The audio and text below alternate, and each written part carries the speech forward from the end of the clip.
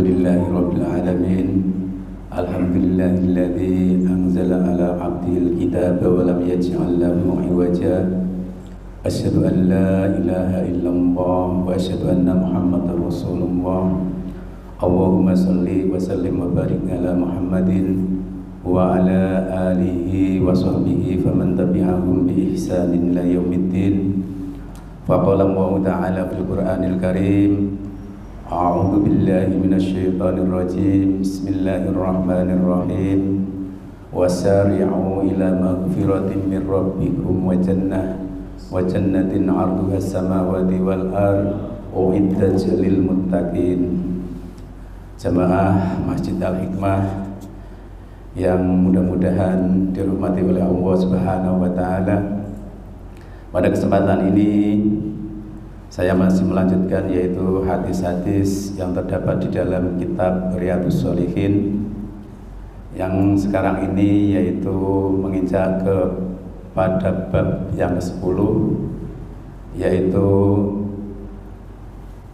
bersegera melaksanakan kebaikan ataupun berlomba-lomba menuju kebaikan.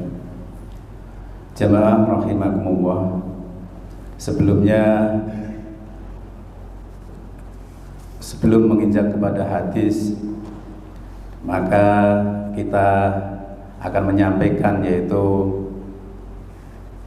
apa alasannya mengenai kita untuk bersegera di dalam berbuat baik itu. Setidaknya ada 3 hal alasan yaitu untuk menuju berbuat ataupun bersegera berbuat baik itu. Alasan yang pertama yaitu menyegerakan karena khawatir bila ditunda justru tidak terlaksana. Amal kebaikan harus segera dilakukan. Jika ditunda, khawatir niat itu untuk tidak terlaksana. Sebab kita tidak tahu apakah kita besok masih diberi umur, atau kita tidak tahu apa yang akan datang dengan yang besok. Kemudian alasan yang kedua yaitu perbuatan baik bisa memancarkan cahaya pada wajah. Dalam kitab Ad-Da'wah Ibnu Qayyim Al-Jauziyah menyatakan bahwa perbuatan baik sangat berpengaruh terhadap penampilan, terutama wajah. Perbuatan baik bisa memancarkan cahaya pada wajah. Ibnu Abbas radhiyallahu an pernah berkata, sesungguhnya kebaikan itu dapat mencerahkan wajah, menerangkan hati, meluaskan rezeki, menguatkan badan, dan mengundang rasa cinta dari yang lain. Kemudian alasan yang ketiga yaitu karena setiap yang bernyawa pasti mengalami kematian. Semua makhluk hidup pasti akan mengalami kematian, begitu pula manusia. Tidak ada satu makhluk pun yang hidupnya kekal di dunia. Dalam kitab tafsirnya Ibnu Katsir menyebutkan bahwa semua manusia, baik para nabi, rasul maupun para wali Allah di dunia ini pasti akan mengalami kematian. Semua makhluk adalah fana. Oleh karena itulah Allah Subhanahu wa taala menegaskan di dalam firman-Nya bahwa setiap yang berjiwa ataupun setiap jiwa pasti akan merasakan kematian. Kemudian kita yaitu sekarang menginjak kepada hadisnya, yaitu pada kesempatan ini hadisnya diriwayatkan dari Abu Sirwah ataupun Abu Sarwah Uqbah bin Al-Haris. Ia bertutur, sholaitu wara'an Nabi sallallahu alaihi wasallam bil Madinatil Asra wa sallama summa qama musri'an wa takhatta riqaban nasi ila ba'di hujari nisa'ih fa fazi'an nasu min sur'atihi fa kharaja alaihim fara'a annahum qad ajibu min sur'atihi qala dzakartu syai'an min tibrin indana fakarihtu an yahsibani fa amartu bi kismatihi. Rawahu Al-Bukhari. Wa fi riwayatillah kuntu khalaftu fil baiti tibron ilas sodaqati fakarihtu an ubayyitah. Jemaah rahimakumullah,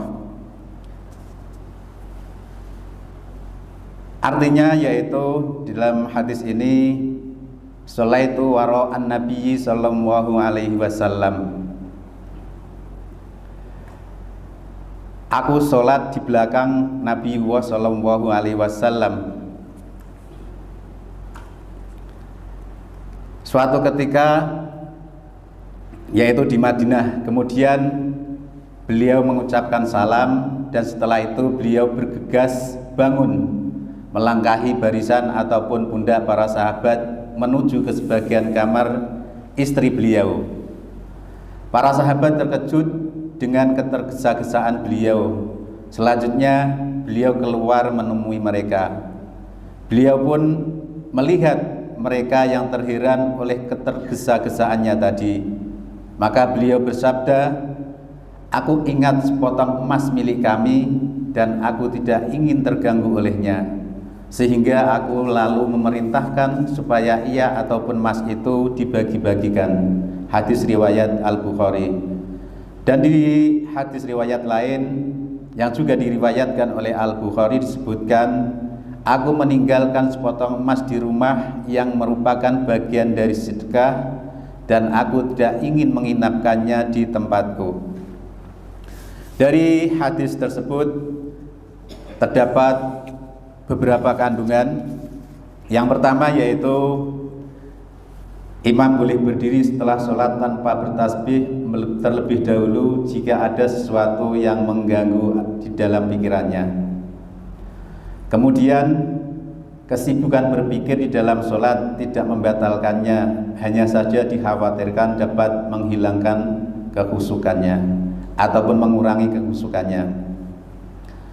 Yang ketiga, orang yang memiliki keperluan mendesak dibolehkan melangkahi ataupun berjalan melewati jamaah ataupun makmum. Kemudian siapa saja yang mengetahui sesuatu yang mencurigakan pada wajah sahabat-sahabatnya, hendaklah dia memperjelas hal itu, yakni untuk menghindari keraguan-raguan. Kemudian disunahkan menghindari segala hal yang melengahkan hati dari mengingat Allah, serta disunahkan bersegera berbuat kebaikan. Kemudian tidak mengapa mewakilkan ataupun menyerahkan harta sedekah kepada seseorang untuk disalurkan kepada orang yang dituju, meski pemilik harta itu mampu menyalurkannya sendiri. Jamaah rahimakumullah, dari hadis tersebut maka kita dapat mengambil hikmahnya, yaitu yang pertama, di dalam melaksanakan kebaikan itu seharusnya disegerakan. Kemudian di dalam hadis itu juga Nabi SAW sewaktu sholat ingat bahwa ada harta yang belum dibagikan, maka beliau bersegera setelah sholat untuk membagikannya. Yang terakhir yaitu manfaatkan kesempatan yang ada sebaik-baiknya. Sungguh hambatan kesungguhan dan keteguhan hati tidak lain ialah menunda-nunda suatu kebaikan. Demikianlah yang dapat saya sampaikan, kurang lebihnya mohon maaf. Kita akhiri dengan doa kafaratul majlis. Subhanakallahumma wa bihamdika asyhadu an la ilaha illa anta astaghfiruka wa atubu ilaik. Billahi taufiq wal hidayah. Wassalamualaikum warahmatullahi wabarakatuh.